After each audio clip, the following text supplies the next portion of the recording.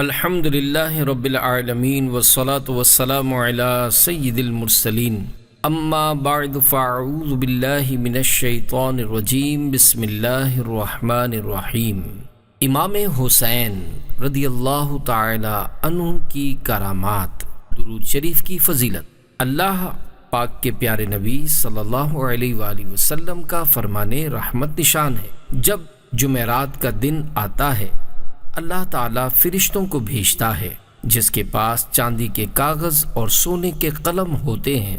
وہ لکھتے ہیں کہ کون یوم جمعرات اور شب جمعہ مجھ پر کثرت سے درود پاک پڑھتا ہے۔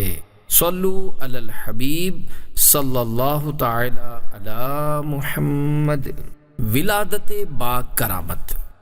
امام عالی مقام امام حسین رضی اللہ تعالی عنہ سراپا کرامت تھے۔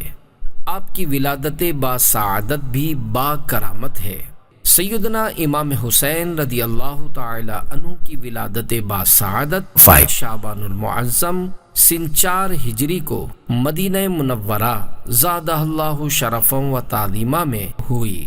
حضرت سیدی عارف باللہ نور الدین عبد الرحمن جامی رحمۃ اللہ تعالی علیہ شواہد النبوہ میں فرماتے ہیں، منقول ہے کہ امام پاک رضی اللہ تعالی عنہ کی مدت حمل 6 ماہ ہے۔ حضرت سیدنا یحییٰ علی نبینا علیہ الصلوۃ والسلام اور امام علی مقام امام حسین رضی اللہ تعالی عنہ کے علاوہ کوئی ایسا بچہ زندہ نہ رہا جس کی مدت حمل 6 ماہ ہوئی ہو۔ واللہ تعالی اعلم۔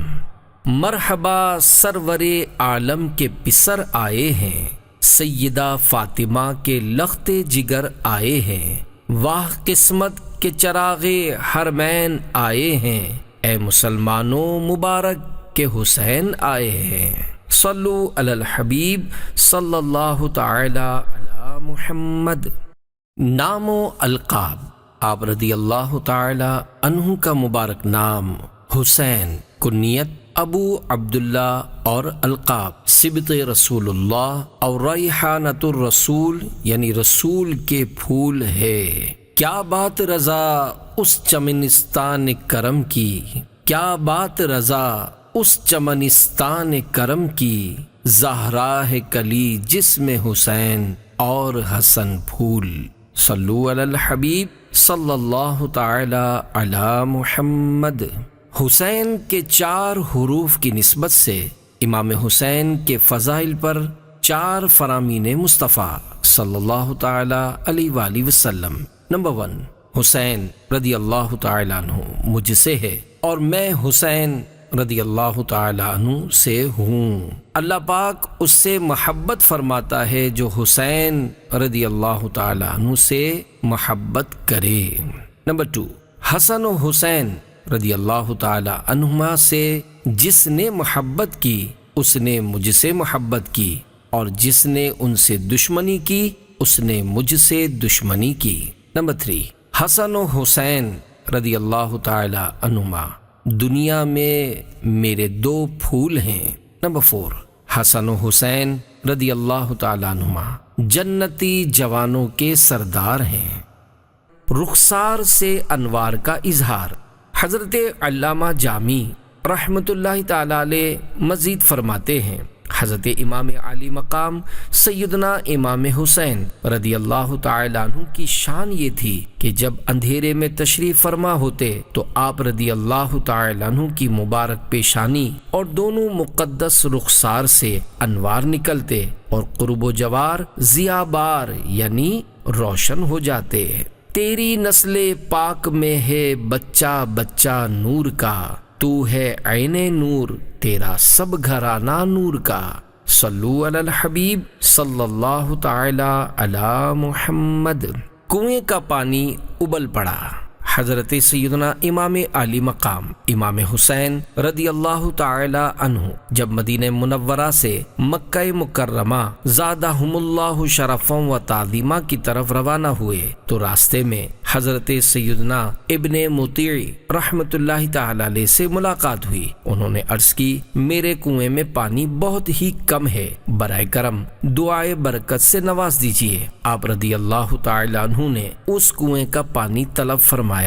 جب پانی کا ڈول حاضر کیا گیا تو آپ رضی اللہ تعالی عنہ نے منہ لگا کر اس میں سے پانی نوش کیا اور کلی کی، پھر ڈول کو واپس کنویں میں ڈال دیا تو کنویں کا پانی کافی بڑھ بھی گیا اور پہلے سے زیادہ میٹھا اور لذیذ بھی ہو گیا۔ باغ جنت کے ہیں بہرے مدحا خانے اہل بیت، تم کو مجدہ نار کا اے دشمنان اہل بیت۔ صلو علی الحبیب صلی اللہ تعالی علی محمد۔ سونے کے سکوں کی تھیلیاں۔ حضرت سیدنا امام حسین رضی اللہ تعالی عنہ کی خدمت میں ایک شخص نے اپنی تنگ دستی یعنی غربت کی شکایت کی۔ آپ رضی اللہ تعالی عنہ نے فرمایا تھوڑی دیر بیٹھ جاؤ۔ ابھی کچھ ہی دیر گزری تھی کہ حضرت سیدنا امیر معاویہ رضی اللہ تعالی عنہ کی طرف سے 1000 دینار یعنی سونے کے سکوں کی 5 تھیلیاں آپ رضی اللہ تعالی عنہ کی بارگاہ میں پیش کی گئیں۔ حضرت سیدنا امام حسین رضی اللہ تعالی عنہ نے وہ ساری رقم اس غریب آدمی کے حوالے کر دی اور اس کرم نوازی کے باوجود تاخیر پر معذرت فرمائی۔ یا شہید کربلا فریاد ہے، نور چشم فاطمہ فریاد ہے میری حاجت میں طیبہ میں مروں، اے میرے حاجت روا فریاد ہے۔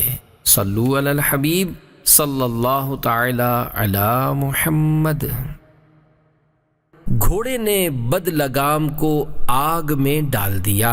امام علی مقام امام حسین رضی اللہ تعالی عنہ یوم عاشورہ یعنی بروز جمعۃ المبارک 10 محرم الحرام 61 سنہ ہجری کو یزیدیوں پر اتمام حجت کرنے کے لیے جس وقت میدان کربلا میں خطبہ ارشاد فرما رہے تھے، اس وقت آپ رضی اللہ تعالی عنہ کے مظلوم قافلے کے خیموں کی حفاظت کے لیے خندق میں روشن کردہ آگ کی طرف دیکھ کر ایک بد زبان یزیدی مالک بن عروہ اس طرح بکواس کرنے لگا، اے حسین رضی اللہ تعالیٰ عنہ، تم نے وہاں کی آگ سے پہلے یہیں آگ لگا دی۔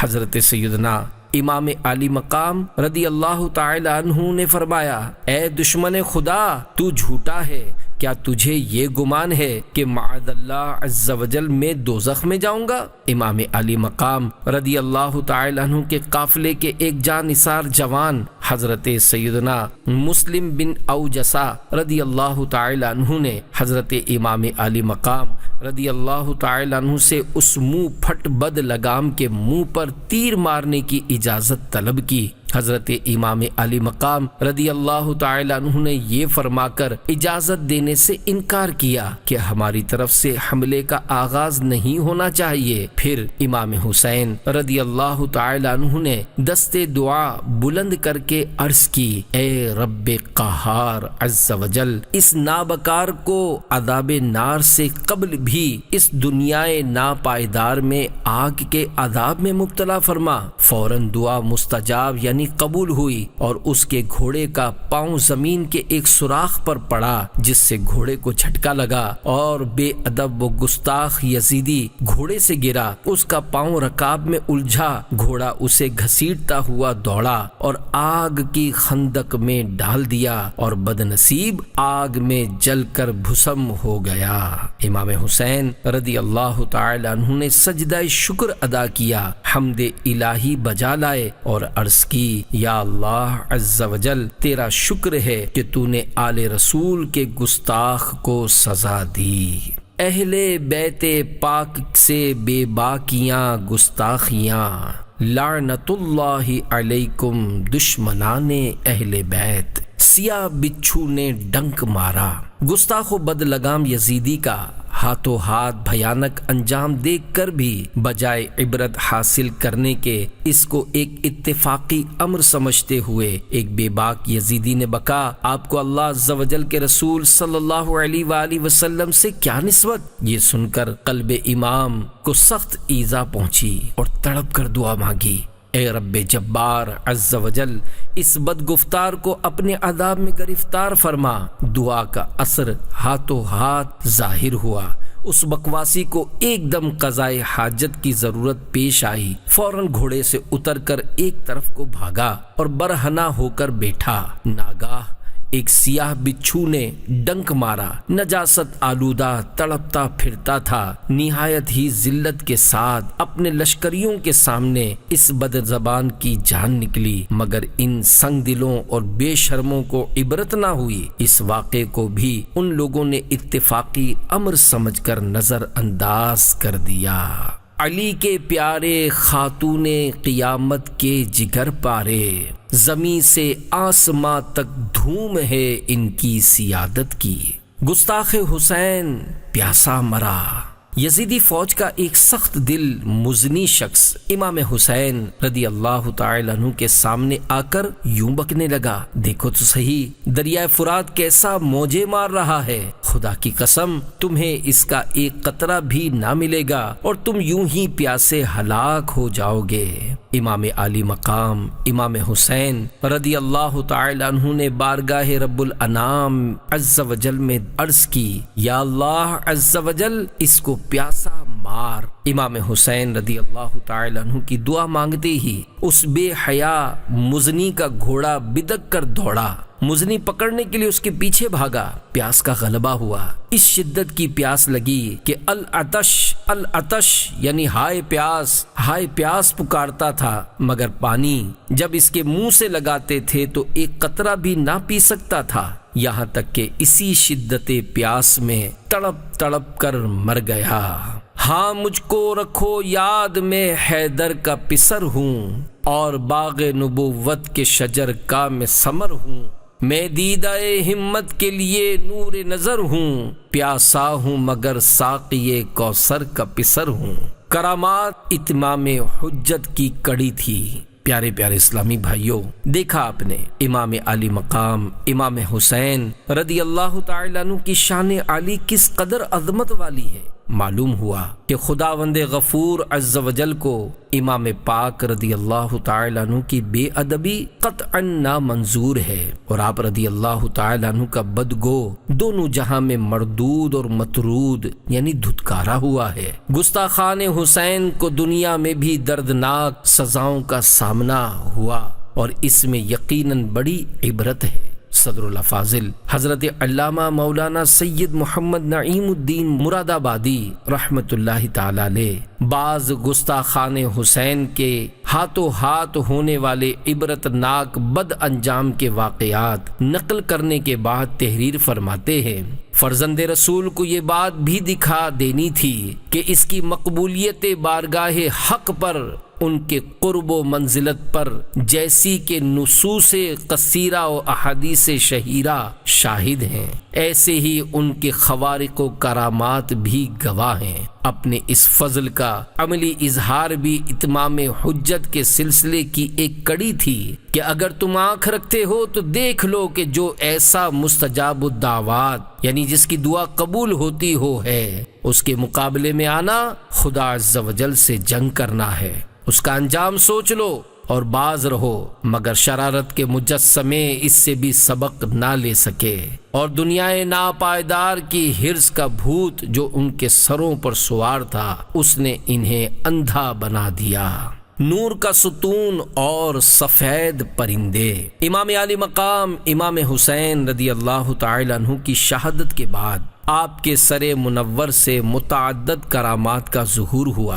اہل بیت علیہم رضوان کے قافلے کے بقیہ افراد 11 محرم الحرام کو کوفہ پہنچے، جبکہ شہدائے کربلا علیہم رضوان کے مبارک سر ان سے پہلے ہی وہاں پہنچ چکے تھے۔ امام علی مقام امام حسین رضی اللہ تعالی عنہ کا سر انور رسوائے زمانہ یزیدی بدبخت خولی بن یزید کے پاس تھا۔ یہ مردود رات کے وقت کوفہ پہنچا۔ قصر امارت یعنی گورنر ہاؤس کا دروازہ بند ہو چکا تھا۔ یہ سر انور کو لے کر اپنے گھر آ گیا۔ ظالم نے سر انور کو بے ادبی کے ساتھ زمین پر رکھ کر ایک بڑا برتن اس پر الٹ کر اس کو ڈھانپ دیا اور اپنی بیوی نوار کے پاس جا کر کہا، میں تمہارے لیے زمانے بھر کی دولت لایا ہوں، وہ دیکھ حسین بن علی رضی اللہ تعالی عنہ کا سر تیرے گھر پر پڑا ہے۔ وہ بگڑ کر بولی، تجھ پر خدا عز و جل کی مار، لوگ تو سیم و زر لائے اور تو فرزند رسول کا مبارک سر لایا ہے۔ خدا عز و جل کی قسم، اب میں تیرے ساتھ کبھی نہ رہوں گی۔ نوار یہ کہہ کر اپنے بچھونے سے اٹھی اور جدھر سر انور تشریف فرما تھا ادھر آ کر بیٹھ گئی۔ اس کا بیان ہے، خدا عز و جل کی قسم، میں نے دیکھا کہ ایک نور برابر آسمان سے اس برتن تک مثل ستون چمک رہا تھا اور سفید پرندے اس کے ارد گرد منڈلا رہے تھے۔ جب صبح ہوئی تو خولی بن یزید سر انور کو ابن زیاد بدنہاد کے پاس لے گیا۔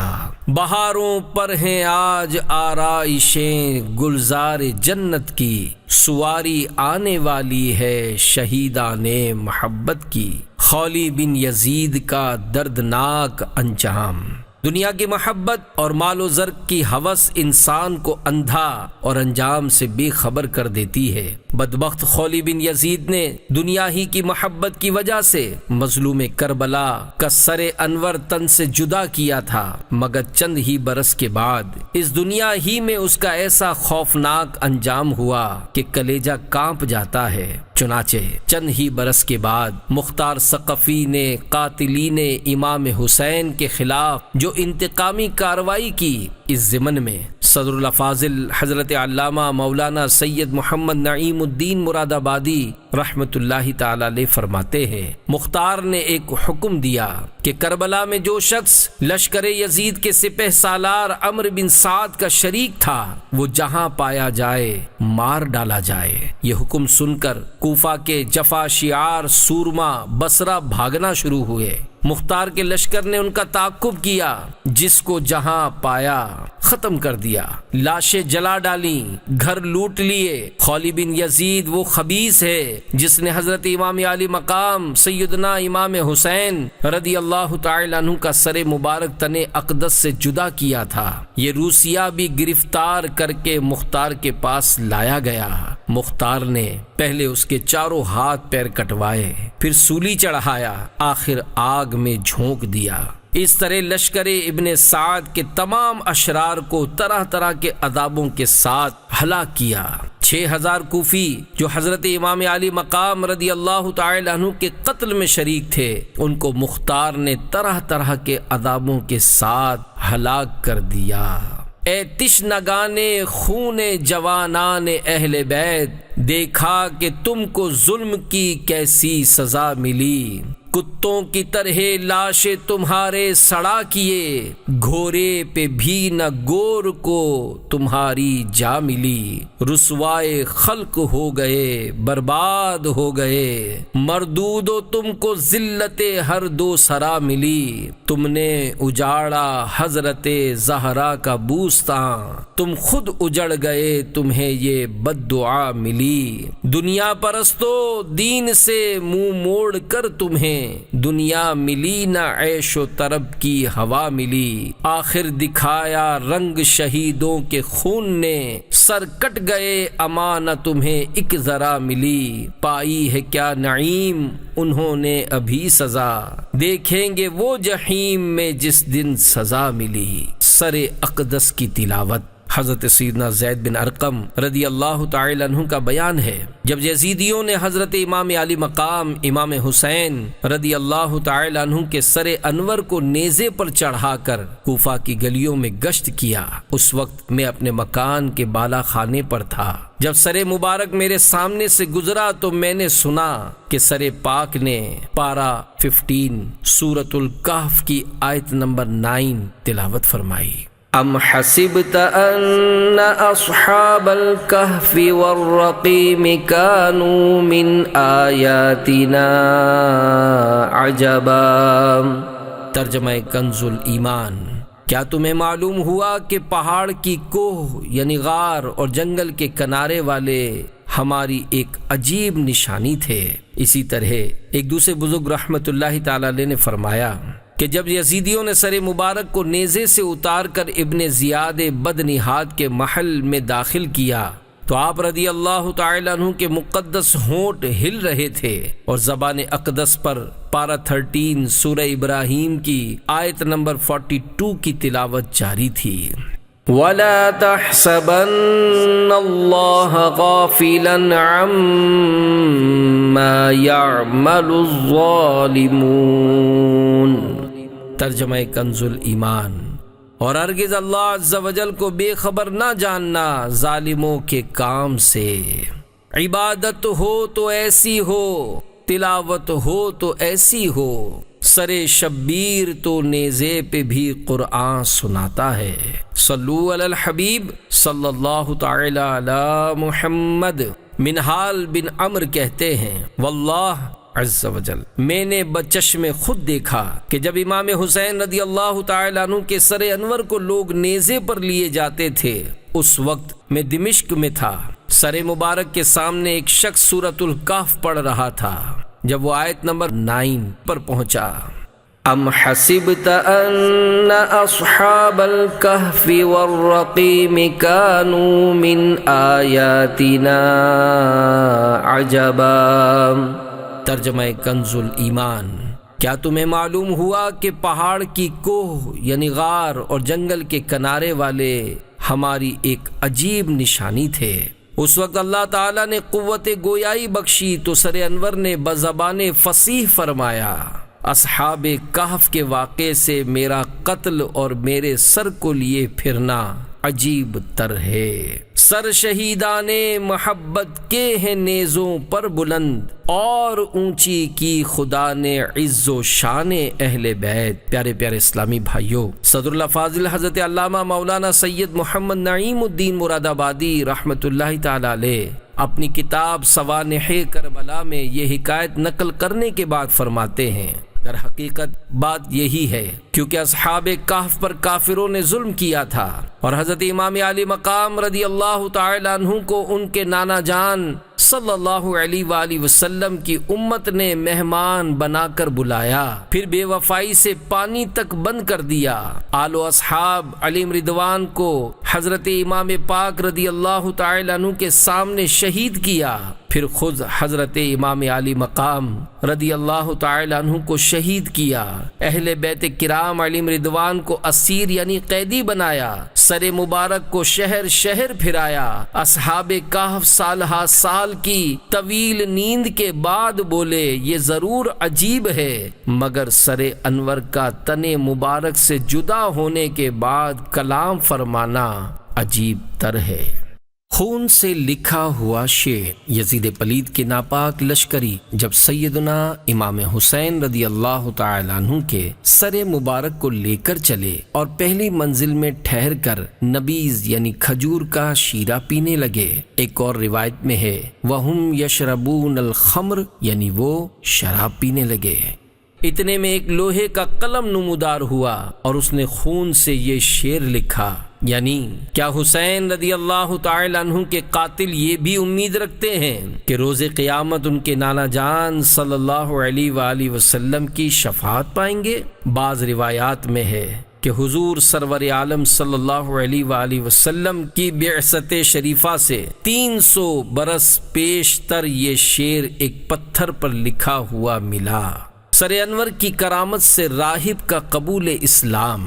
ایک راہب نصرانی نے دیر یعنی گرجا گھر سے سر انور دیکھا تو پوچھا، بتایا، کہا تم برے لوگ ہو، کیا 10,000 اشرفیاں لے کر اس پر راضی ہو سکتے ہو کہ ایک رات یہ سر میرے پاس رہے؟ ان لالچیوں نے قبول کر لیا۔ راہب نے سر مبارک دھویا، خوشبو لگائی، رات بھر اپنی ران پر رکھے دیکھتا رہا، ایک نور بلند ہوتا پایا۔ راہب نے وہ رات رو کر کاٹی، صبح اسلام لایا اور گرجا گھر، اس کا مال و متاع چھوڑ کر اپنی زندگی اہل بیت علیہم رضوان کی خدمت میں گزار دی۔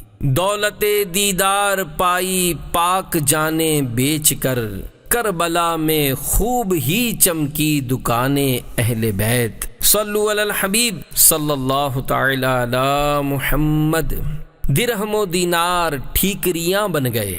یزیدیوں نے لشکر امام علی مقام رضی اللہ تعالی عنہ اور ان کے خیموں سے جو درہم و دینار لوٹے تھے اور جو راہب سے لیے تھے، ان کو تقسیم کرنے کے لیے جب تھیلیوں کے منہ کھولے تو کیا دیکھا کہ وہ سب درہم و دینار ٹھیکریاں بنے ہوئے تھے، اور ان کے ایک طرف پارہ 13 سورہ ابراہیم کی آیت نمبر 42، وَلَا تَحْسَبَنَّ اللَّهَ غَافِلًا عَمَّا يَعْمَلُ الظَّالِمُونَ۔ ترجمہ کنز الایمان۔ اور ہرگز اللہ عز و جل کو بے خبر نہ جاننا ظالموں کے کام سے۔ اور دوسری طرف پارہ 19 سورۃ الشعراء کی آیت نمبر 227 تحریر تھی، وَسَيَعْلَمُ الَّذِينَ ظَلَمُوا أَيَّ مُنقَلَبٍ يَنقَلِبُونَ۔ ترجمہ کنز الایمان۔ اور اب جانا چاہتے ہیں ظالم کہ کس کروٹ پر پلٹا کھائیں گے۔ تم نے اجاڑا حضرت زہرا کا بوستان، تم خود اجڑ گئے، تمہیں یہ بد دعا ملی۔ رسوائے خلق ہو گئے، برباد ہو گئے، مردود و تم کو ذلت ہر دو سرا ملی۔ پیارے پیارے اسلامی بھائیوں، یہ قدرت کی طرف سے ایک درس عبرت تھا کہ بدبختو، تم نے اس فانی دنیا کی خاطر دین سے منہ موڑا اور آل رسول صلی اللہ علیہ وآلہ وسلم پر ظلم و ستم کا پہاڑ توڑا۔ یاد رکھو، دین سے تم نے سخت لاپرواہی برتی، اور جس فانی و بے وفا دنیا کے حصول کے لیے ایسا کیا، وہ بھی تمہارے ہاتھ نہیں آئے گی، اور تم خسرت دنیا والآخرہ، یعنی دنیا میں بھی نقصان اور آخرت میں بھی نقصان کا مصداق ہو گئے۔ دنیا پرستو دین سے منہ موڑ کر تمہیں، دنیا ملی نہ عیش و طرب کی ہوا ملی۔ تاریخ شاہد ہے کہ مسلمانوں نے جب کبھی عملاً دین کے مقابلے میں اس فانی دنیا کو ترجیح دی تو اس بے وفا دنیا سے بھی ہاتھ دھو بیٹھے، اور جنہوں نے اس فانی دنیا کو لات ماری اور قرآن و سنت کے احکامات پر مضبوطی سے قائم رہے اور دین و ایمان سے منہ نہیں موڑا، بلکہ اپنے کردار و عمل سے یہ ثابت کیا کہ سر کٹے کنبا مرے سب کچھ لوٹے، دامن احمد نہ ہاتھوں سے چھٹے، تو دنیا ہاتھ باندھ کر ان کے پیچھے پیچھے ہو گئی اور وہ دارین میں سرخ روح ہوئے۔ میرے آقا اعلی حضرت رحمت اللہ تعالی علیہ فرماتے ہیں، وہ کہ اس در کا ہوا خلق خدا اس کی ہوئی، وہ کہ اس در سے پھرا اللہ اس سے پھر گیا۔ سر انور کہاں مدفون ہوا؟ امام علی مقام حضرت سیدنا امام حسین رضی اللہ تعالی عنہ کے سر انور کے مدفن کے بارے میں اختلاف ہے۔ امام علی مقام حضرت سیدنا امام حسین رضی اللہ تعالی عنہ کے سر انور کو جنت البقیع شریف میں حضرت سیدتنا فاطمہ زہرا رضی اللہ تعالی عنہا کے پہلو میں دفن کر دیا گیا۔ بعض کہتے ہیں کہ کربلا میں سر انور کو جسد مبارک سے ملا کر دفن کیا۔ بعض کا کہنا ہے یزید نے حکم دیا تھا کہ امام حسین رضی اللہ تعالی عنہ کے سر انور کو شہروں میں پھراؤ۔ پھرانے والے جب اسقلان پہنچے تو وہاں کے امیر نے ان سے لے کر دفن کر دیا۔ جب اسقلان پر فرنگیوں کا غلبہ ہوا تو طلاع بن رزیق، جس کو صالح کہتے ہیں، نے 30,000 دینار دے کر فرنگیوں سے سر انور لینے کی اجازت حاصل کی، اور مع فوج و خدام ننگے پاؤں وہاں سے 8 جمادی الآخر سن 548 سن ہجری بروز اتوار مصر میں لایا۔ اس وقت بھی سر انور کا خون تازہ تھا۔ اور اس سے مشک کی سی خوشبو آتی تھی۔ پھر اس نے سبز حریر یعنی ریشم کی تھیلی میں آبنوسی کرسی پر رکھ کر اس کے ہم وزن مشک و عنبر اور خوشبو اس کے نیچے ارد گرد رکھوا کر اس پر مشہد حسینی بنوایا، جو قاہرہ مصر میں خان خلیلی کے مشہد حسینی مشہور ہے۔ البتہ یہ جو کہا گیا ہے کہ سر مبارک عسقلان یا قاہرہ مصر میں دفن ہے، علامہ قرطبی رحمۃ اللہ تعالی علیہ وغیرہ نے اس کا انکار کیا ہے۔ کس شقی کی ہے حکومت، ہائے کیا اندھیر ہے، دن دہاڑے لٹ رہا ہے کاروان اہل بیت۔ تربت سر انور کی زیارت۔ حضرت سیدنا شیخ عبد الفتاح بن ابی بکر بن احمد شافعی خلوتی رحمۃ اللہ تعالی علیہ اپنے رسالے نور العین میں نقل فرماتے ہیں، شیخ الاسلام شمس الدین لقانی رحمۃ اللہ تعالی علیہ، جو کہ اپنے وقت کے شیخ الشیوخ مالکیہ تھے، ہمیشہ مشہد مبارک میں سر انور کی زیارت کو حاضر ہوتے اور فرماتے کہ حضرت امام علی مقام رضی اللہ تعالی عنہ کا سر انور اسی مقام پر ہے۔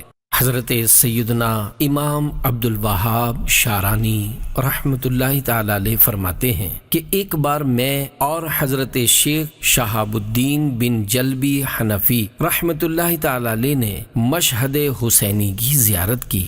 شبہ ہو رہا تھا کہ سر مبارک اس مقام پر ہے یا نہیں۔ اچانک مجھ کو نیند آ گئی۔ میں نے خواب میں دیکھا کہ ایک شخص بصورت نقیب سر مبارک کے پاس سے نکلا اور حضور صلی اللہ تعالی علیہ وآلہ وسلم کے حجرہ مبارکہ میں حاضر ہوا اور عرض کی، یا رسول اللہ صلی اللہ تعالی علیہ وآلہ وسلم، احمد بن حلبی اور عبد الوہاب نے آپ کے شہزادے امام حسین رضی اللہ تعالی عنہ کے سر مبارک کے مدفن کی زیارت کی ہے۔ آپ صلی اللہ تعالی علیہ وآلہ وسلم نے فرمایا، اے اللہ ان دونوں کی زیارت کو قبول فرما اور دونوں کو بخش دے۔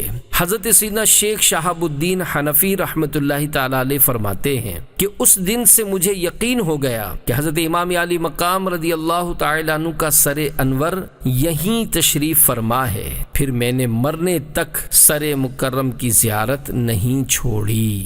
ان کی پاکی کا خدائے پاک کرتا ہے بیاں، آیا تطہیر سے ظاہر ہے شان اہل بیت۔ سر انور سے سلام کا جواب۔ حضرت سیدنا شیخ خلیل ابی الحسن تمارسی رحمۃ اللہ تعالی علیہ سر انور کی زیارت کے لیے جب مشہد مبارک کے پاس حاضر ہوتے ہیں تو عرض کرتے، السلام علیکم، اور فوراً جواب سنتے، وعلیک السلام یا ابا الحسن۔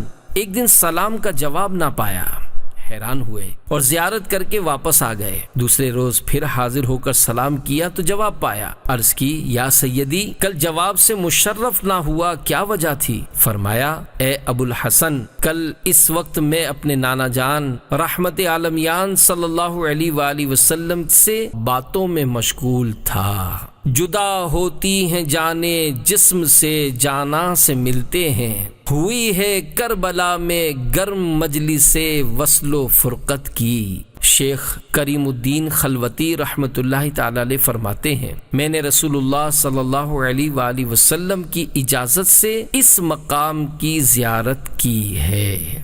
اسی منظر پہ ہر جانب سے لاکھوں کی نگاہیں ہیں، اسی عالم کو آنکھیں تک رہی ہیں ساری خلقت کی۔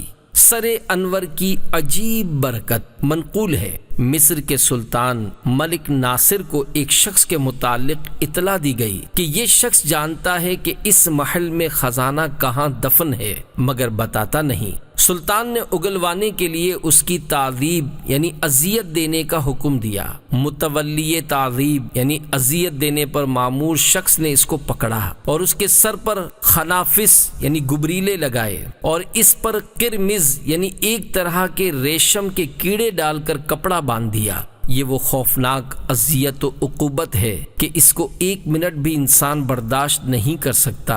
اس کا دماغ پھٹنے لگتا ہے اور وہ فوراً راز اگل دیتا ہے، اگر نہ بتائے تو کچھ ہی دیر کے بعد تڑپ تڑپ کر مر جاتا ہے۔ یہ سزا اس شخص کو کئی مرتبہ دی گئی مگر اس کو کچھ بھی اثر نہ ہوا، بلکہ ہر مرتبہ خنافس مر جاتے تھے۔ لوگوں نے اس کا سبب پوچھا تو اس شخص نے بتایا کہ جب حضرت امام علی مقام سیدنا امام حسین رضی اللہ تعالی عنہ کا سر مبارک یہاں مصر میں تشریف لایا تھا، الحمدللہ عز وجل میں نے اس کو عقیدت سے اپنے سر پر اٹھایا تھا، یہ اسی کی برکت اور کرامت ہے۔ پھول زخموں کے کھلائے ہیں ہوائے دوست نے، خون سے سینچا گیا ہے گلستان اہل بیت، صلو علی الحبیب صلی اللہ تعالی علی محمد۔ سر مبارک کی چمک دمک۔ ایک روایت یہ بھی ہے کہ سر انور یزید پلید کے خزانے ہی میں رہا جب بنو امیہ کے بادشاہ سلیمان بن عبد الملک کا دور حکومت سن 96 تا 99 سن ہجری آیا اور ان کو معلوم ہوا تو انہوں نے سر انور کی زیارت کی سعادت حاصل کی۔ اس وقت سر انور کی مبارک ہڈیاں سفید چاندی کی طرح چمک رہی تھیں۔ انہوں نے خوشبو لگائی اور کفن دے کر مسلمانوں کے قبرستان میں دفن کروا دیا۔ چہرے میں آفتاب نبوت کا نور تھا، آنکھوں میں شان صولت سرکار بو تراب، رضائے مصطفیٰ کا راز۔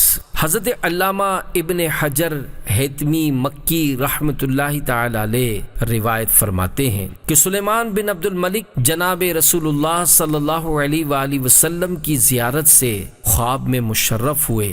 دیکھا کہ اللہ پاک کے پیارے نبی صلی اللہ علیہ وآلہ وسلم ان کے ساتھ ملاطفت یعنی لطف و کرم فرما رہے ہیں۔ صبح انہوں نے حضرت سیدنا حسن بصری رضی اللہ تعالی عنہ سے اس خواب کی تعبیر پوچھی۔ انہوں نے فرمایا شاید تو نے آل رسول کے ساتھ کوئی بھلائی کی ہے۔ عرض کی جی ہاں، میں نے حضرت سیدنا امام علی مقام امام حسین رضی اللہ تعالی عنہ کے مبارک سر کو خزانہ یزید میں پایا تو اس کو کفن دے کر اپنے رفقا کے ساتھ اس پر نماز پڑھ کر اس کو دفن کیا ہے۔ حضرت سیدنا حسن بصری رضی اللہ تعالی عنہ نے فرمایا آپ کا یہی عمل رضائے محبوب رب لم یزل صلی اللہ علیہ وآلہ وسلم کا سبب ہوا ہے۔ مصطفیٰ عزت بڑھانے کے لیے تعظیم دیں، ہے بلند اقبال تیرا دودھ مانے اہل بیت، صلو علی الحبیب صلی اللہ تعالی علی محمد۔ مختلف مشاہد کی وضاحت۔ خطیب پاکستان واعظ شیریں بیان حضرت مولانا الحاج الحافظ محمد شفیع اوکاڑوی رحمۃ اللہ تعالی علیہ اپنی تالیف شام کربلا میں تحریر فرماتے ہیں، سر انور کے متعلق مختلف روایات ہیں اور مختلف مقامات پر مشاہد بنے ہوئے ہیں۔ مشہد کے ایک معنی ہے تو یہ بھی ہو سکتا ہے کہ ان روایات اور مشاہد کا تعلق چند سروں سے ہو، کیونکہ یزید کے پاس تمام شہدائے اہل بیت علیہم رضوان کے سر بھیجے گئے تھے، تو کوئی سر کہیں اور کوئی کہیں دفن ہوا ہو اور نسبت حسن عقیدت کی بنا پر یا کسی اور وجہ سے صرف حضرت امام حسین رضی اللہ تعالی عنہ کی طرف کر دی گئی ہو۔ واللہ اعلم بحقیقت الحال۔ مغفرت سے مایوس کی لرزہ خیز حکایت۔ حضرت سیدنا ابو محمد سلیمان الاعمش کوفی تابعی رحمت اللہ تعالی علیہ فرماتے ہیں، میں حج بیت اللہ کے لیے حاضر ہوا، دوران طواف ایک شخص کو دیکھا کہ غلاف کعبہ کے ساتھ چمٹا ہوا کہہ رہا تھا، یا اللہ عز وجل مجھے بخش دے، اور میں گمان کرتا ہوں کہ تو مجھے نہیں بخشے گا۔ میں اس کی اس عجیب سی دعا پر بہت متعجب ہوا کہ سبحان اللہ العظیم، آخر اس کا ایسا کون سا گناہ ہے جس کی بخشش کی اس کو امید نہیں، مگر میں طواف میں مصروف رہا، دوسرے پھیرے میں بھی سنا تو وہ یہی کہہ رہا تھا۔ میری حیرانی میں مزید اضافہ ہوا، میں نے طواف سے فارغ ہو کر اس سے کہا تو ایسے عظیم مقام پر ہے جہاں بڑے سے بڑا گناہ بھی بخشا جاتا ہے، تو اللہ عز و جل سے مغفرت اور رحمت طلب کرتا ہے تو اس سے امید بھی رکھ، کیونکہ وہ بڑا رحیم و کریم عز و جل ہے۔ اس شخص نے کہا، اے اللہ کے بندے تو کون ہے؟ میں نے کہا، میں سلیمان الاعمش رحمت اللہ تعالی علیہ ہوں۔ اس نے میرا ہاتھ پکڑا اور مجھے ایک طرف لے گیا اور کہنے لگا میرا گناہ بہت بڑا ہے۔ میں نے کہا کیا تیرا گناہ پہاڑوں، آسمانوں، زمینوں اور عرش سے بھی بڑا ہے؟ کہنے لگا ہاں میرا گناہ بہت زیادہ بڑا ہے۔ افسوس اے سلیمان، میں ان 70 بد نصیب آدمیوں میں سے ہوں جو حضرت سیدنا امام علی مقام امام حسین رضی اللہ تعالی عنہ کے سر انور کو یزید پلید کے پاس لائے تھے۔ یزید پلید نے اس مبارک سر کو شہر کے باہر لٹکانے کا حکم دیا، پھر اس کے حکم سے اتارا گیا اور سونے کے تشت میں رکھ کر اس کے سونے کے کمرے یعنی بیڈ روم میں رکھا گیا۔ آدھی رات کے وقت یزید پلید کی زوجہ کی آنکھ کھلی تو اس نے دیکھا کہ امام علی مقام رضی اللہ تعالی عنہ کے سر انور سے لے کر آسمان تک ایک نورانی شعاع جگمگا رہی ہے۔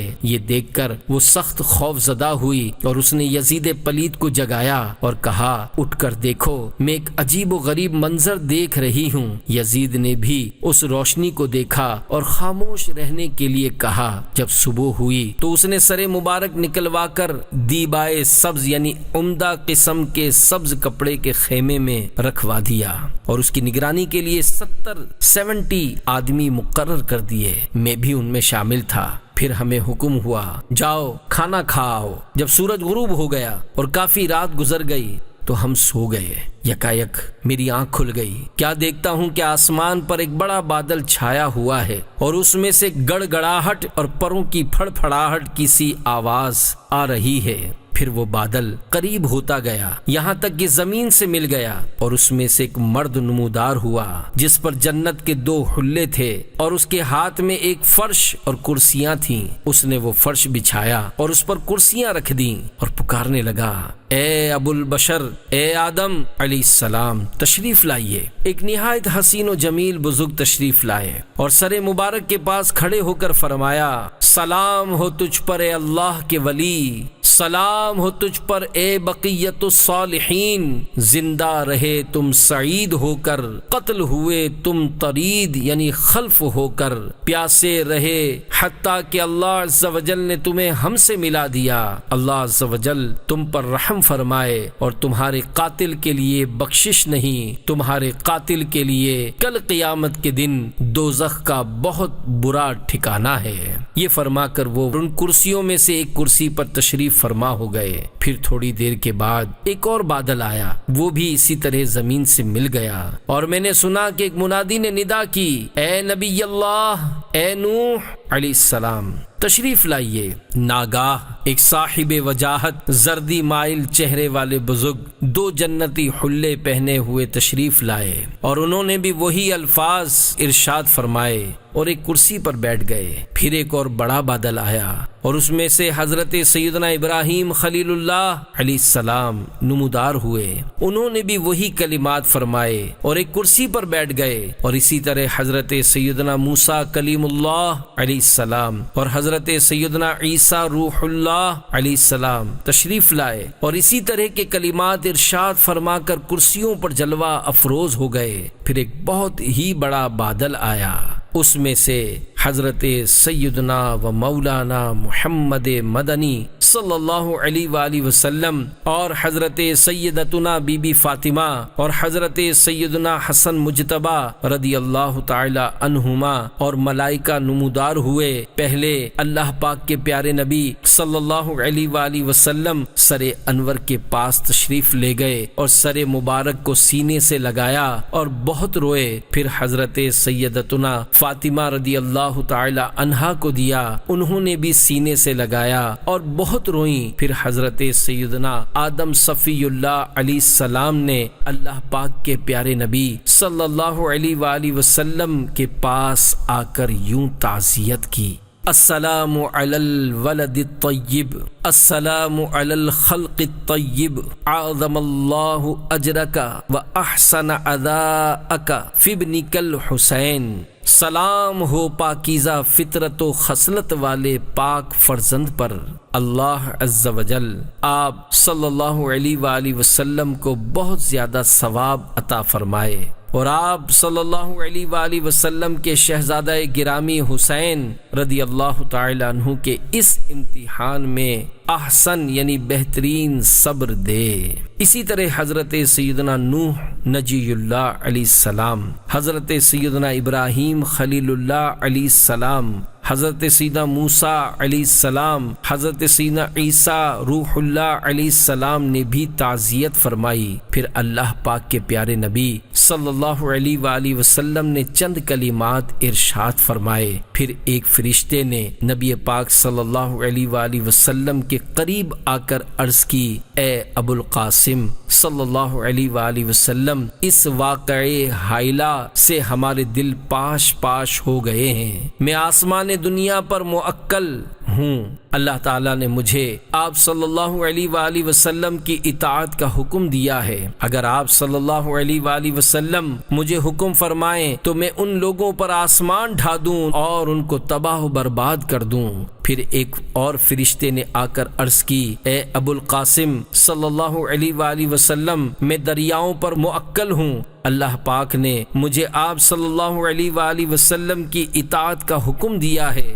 اگر آپ صلی اللہ علیہ وآلہ وسلم فرمائیں تو میں ان پر طوفان برپا کر کے ان کو تہس نہس کر دوں۔ اللہ پاک کے پیارے نبی صلی اللہ علیہ وآلہ وسلم نے فرمایا، اے فرشتو، ایسا کرنے سے باز رہو۔ حضرت سیدنا حسن مجتبی رضی اللہ تعالی عنہ نے سوئے ہوئے چوکیداروں کی طرف اشارہ کرتے ہوئے بارگاہ رسالت صلی اللہ علیہ وآلہ وسلم میں عرض کی، نانا جان، یہ جو سوئے ہوئے ہیں یہی وہ لوگ ہیں جو میرے بھائی حسین رضی اللہ تعالی عنہ کے سر انور کو لائے ہیں اور یہی نگرانی پر بھی مقرر ہیں۔ تو اللہ پاک کے پیارے نبی صلی اللہ علیہ وآلہ وسلم نے فرمایا، اے میرے رب کے فرشتوں، میرے بیٹے کے قتل کے بدلے میں ان کو قتل کر دو۔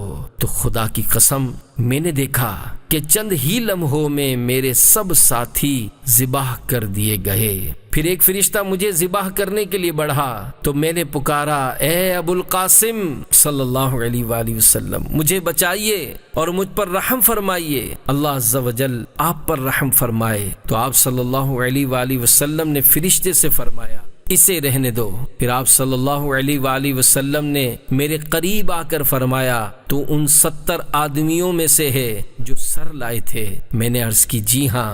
بس آپ صلی اللہ علیہ وآلہ وسلم نے اپنا ہاتھ مبارک میرے کندھے میں ڈال کر مجھے منہ کے بل گرا دیا اور فرمایا، اللہ عز و جل تجھ پر نہ رحم کرے اور نہ تجھے بخشے، اللہ عز و جل تیری ہڈیوں کو نارے دوزخ میں جلائے۔ تو یہ وجہ ہے کہ میں اللہ عز و جل کی رحمت سے نا امید ہوں۔ یہاں یہ یاد رکھیں کہ بہرحال ہر گناہ کی توبہ کا حکم ہے اور وہ مقبول بھی ہو سکتی ہے۔ یہاں خواب میں قبول نہ ہونے کے متعلق سختی اور ڈانٹ ڈپٹ کے لیے ہے، ورنہ خواب کی اپنی بات حجت یعنی دلیل نہیں۔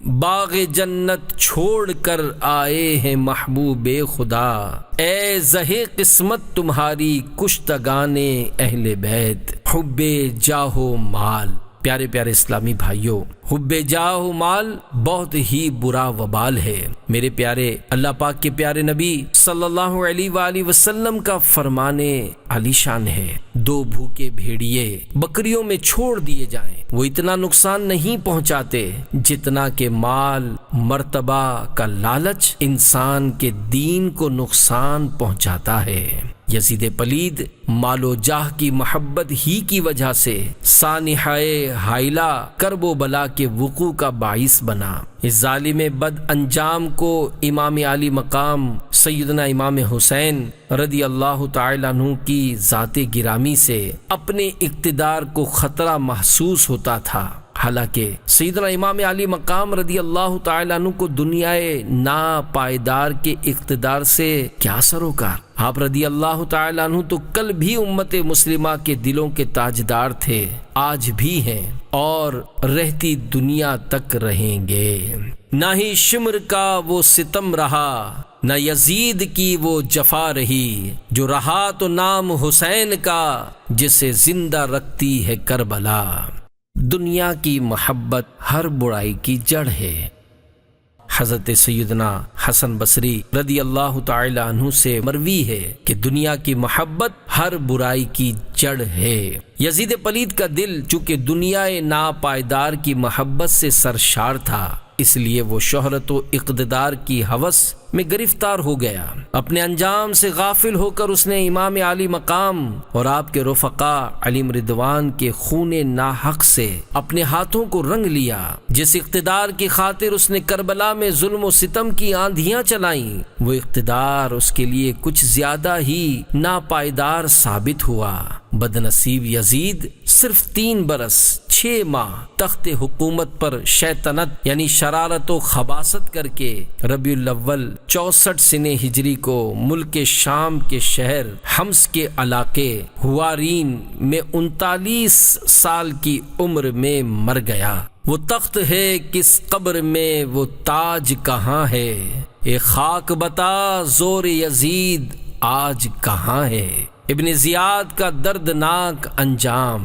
یزید پلید کی وہ چنڈال چوکڑی جس نے میدان کربلا میں گلشن رسالت کے مدنی پھولوں کو خاک و خون میں تڑپایا تھا، ان کا بھی عبرتناک انجام ہوا۔ یزید پلید کے بعد سب سے بڑا مجرم کوفہ کا گورنر عبید اللہ ابن زیاد تھا۔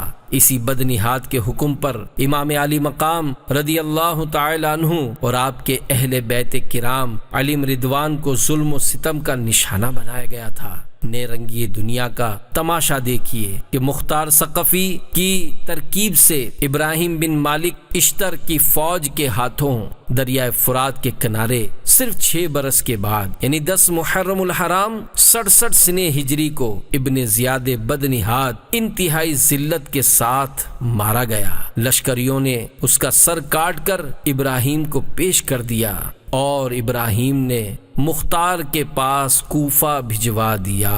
جب سرے محشر وہ پوچھیں گے بلا کے سامنے، کیا جواب جرم دو گے تم خدا کے سامنے۔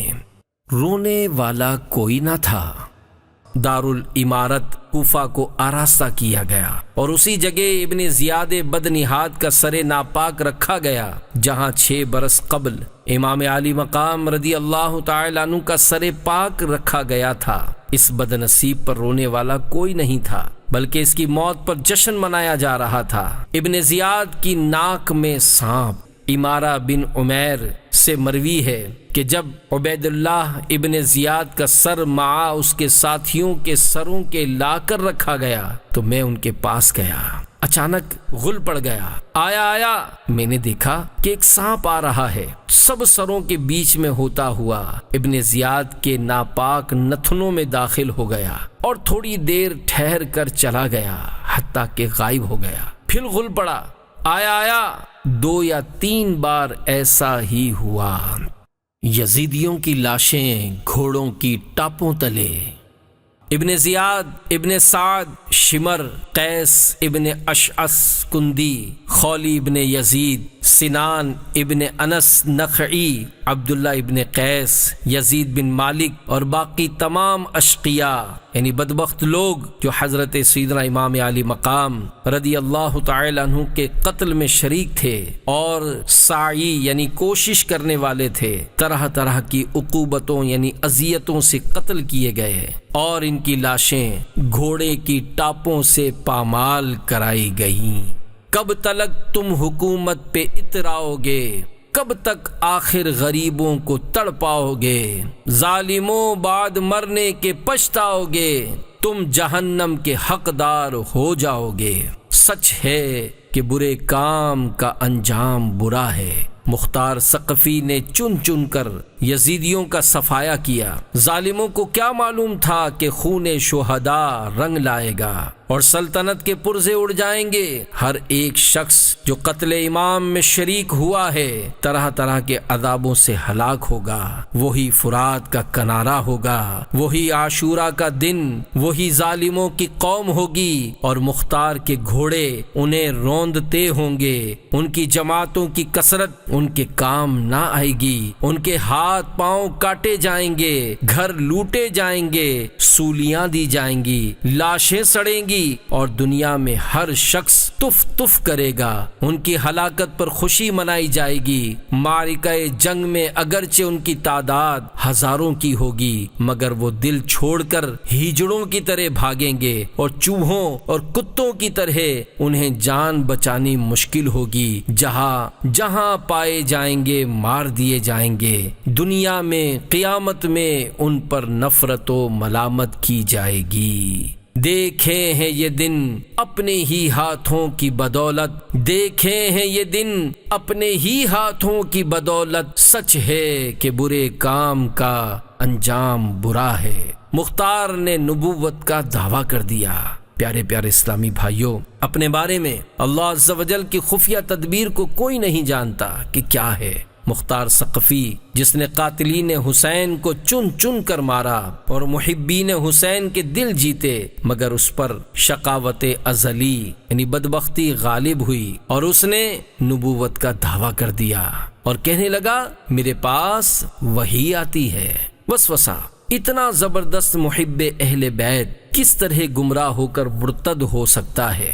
کیا کسی جھوٹے نبی کو بھی ایسے شاندار کارنامے کرنے کی توفیق حاصل ہو سکتی ہے؟ وسوسے کا علاج اللہ عز و جل بے نیاز ہے۔ اس کی خفیہ تدبیر سے ہم سبھی کو ڈرنا چاہیے کہ نہ جانے ہمارا اپنا کیا بنے گا۔ دیکھیے، شیطان بھی بہت زبردست عالم و فاضل اور عابد و زاہد تھا۔ اس نے ہزاروں برس عبادت کی تھی مگر شقاوت ازلی غالب آئی اور وہ کافر و ملعون ہو گیا۔ بلعم بن باعورا بھی بہت بڑا عالم، عابد و زاہد اور مستجاب الدعوات تھا۔ اس کو اسم اعظم کا علم تھا، اپنی جگہ بیٹھ کر روحانیت کے سبب عرش اعظم کو دیکھ لیا کرتا تھا، مگر شقاوت ازلی جب غالب آ گئی تو بے ایمان ہو کر مر گیا اور کتے کی شکل میں داخل جہنم ہوگا۔ ابن سقا جو کہ ذہین ترین عالم و مناظر تھا مگر وقت کے غوث کی بے ادبی کا مرتکب ہو گیا،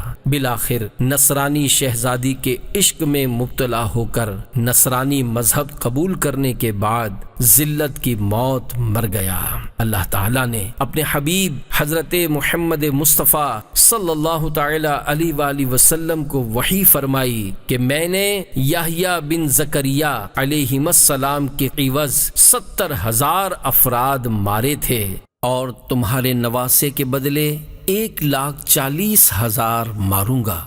تو تاریخ شاہد ہے کہ حضرت یحییٰ بن زکریا علیہ السلام کے خون ناحق کا بدلہ لینے کے لیے اللہ تعالیٰ نے بخت نصر جیسے ظالم کو متعین کیا جو خدائی کا دعویٰ کرتا تھا۔ اسی طرح حضرت امام عالی مقام رضی اللہ تعالیٰ عنہ کے خون ناحق کا بدلہ لینے کے لیے اللہ تعالیٰ نے مختار ثقفی جیسے کذاب کو مقرر فرمایا۔ اللہ تعالیٰ کی مصلحتیں خود وہی جانتا ہے، وہ اپنی مشیت سے ظالموں کے ذریعے بھی ظالموں کو ہلاک کرتا ہے۔ چنانچہ پارہ 8 سورۃ الانعام آیت نمبر 129 میں ارشاد ہوتا ہے وَكَذَلِكَ نُوَلِّي بَعْضَ الظَّالِمِينَ بَعْضًا بِمَا كَانُوا يَكْسِبُونَ۔ ترجمہ کنز الایمان۔ اور یوں ہی ہم ظالموں میں ایک کو دوسرے پر مسلط کرتے ہیں بدلہ ان کے کیے کا۔ اللہ پاک کے پیارے نبی صلی اللہ علیہ وآلہ وسلم فرماتے ہیں بے شک اللہ عز و جل اس دین اسلام کی مدد فاجر یعنی بدکار آدمی کے ذریعے سے بھی کرا لیتا ہے۔ اللہ کی خفیہ تدبیر سے ڈرنا چاہیے۔ ہمیں ہر وقت اللہ عز و جل کی خفیہ تدبیر سے ڈرتے رہنا چاہیے۔ اپنی علمیت، شان و شوکت اور جسمانی طاقت پر گھمنڈ سے بچنا اور چرب زبانی اور پھوں پھاں سے پرہیز کرنا ضروری ہے کہ نامعلوم علم الہی عز و جل میں ہمارا کیا مقام ہو، کہیں ایسا نہ ہو کہ ایمان برباد ہو جائے۔ ایمان کی حفاظت کے لیے کڑھنے کا ذہن بنانے، عشق مصطفیٰ و صحابہ و اہل بیت پانے، دینی معلومات بڑھانے، اپنے آپ کو برائیوں سے بچانے، نیکیاں اپنانے اور خوب خوب ثواب کمانے کی خاطر تمام اسلامی بھائیوں کو چاہیے کہ ہر ماہ کم از کم 3 دن کے لیے دعوت اسلامی کے سنتوں کی تربیت کے قافلوں میں عاشقان رسول کے ساتھ سنتوں بھرا سفر فرمائیں۔ اسلامی بھائی روزانہ غور و فکر کے ذریعے 72 نیک کام اور اسلامی بہنیں 63 نیک کام کا رسالہ پر کر کے اپنے تنظیمی ذمہ دار کو جمع کروائیں۔ یا اللہ عز و جل شاہ خیر الانام، صحابہ کرام، شہید مظلوم، امام عالی مقام اور جملہ شہیدان و اسیران کربلا صلی اللہ علیہ وآلہ وسلم و علیم رضوان کا واسطہ ہمارا ایمان سلامت رکھ، ہمیں قبر و حشر میں امان بخش اور ہماری بے حساب مغفرت فرما۔ یا اللہ عز و جل ہمیں زیر گنبد خضرا جلوہ محبوب صلی اللہ علیہ وآلہ وسلم میں ایمان و عافیت کے ساتھ شہادت، جنت البقیع میں مدفن اور جنت الفردوس میں اپنے پیارے حبیب صلی اللہ تعالی علیہ وآلہ وسلم کا پڑوس نصیب فرما۔ آمین بجاہ النبی الامین صلی اللہ تعالی علیہ وآلہ وسلم۔ مشکلیں حل کر شہ مشکل کشا کے واسطے، کربلائیں رد شہید کربلا کے واسطے۔ عاشورہ کے روزے کے فضائل۔ شہید کربلا کے 9 حروف کی نسبت سے عاشورہ کو واقع ہونے والے 9 اہم واقعات۔ نمبر 1، عاشورہ یعنی 10 محرم الحرام کے دن حضرت سیدنا نوح علی نبینا وعلیہ الصلوۃ والسلام کی کشتی کوہ جودی پر ٹھہری۔ نمبر 2، اسی دن حضرت سیدنا آدم صفی اللہ علی نبینا وعلیہ الصلوۃ والسلام کی لغزش کی توبہ قبول ہوئی۔ نمبر 3، اسی دن حضرت سیدنا یونس علی نبینا وعلیہ الصلوۃ والسلام کی قوم کی توبہ قبول ہوئی۔ نمبر 4، اسی دن حضرت سیدنا ابراہیم خلیل اللہ علی نبینا وعلیہ الصلوۃ والسلام پیدا ہوئے۔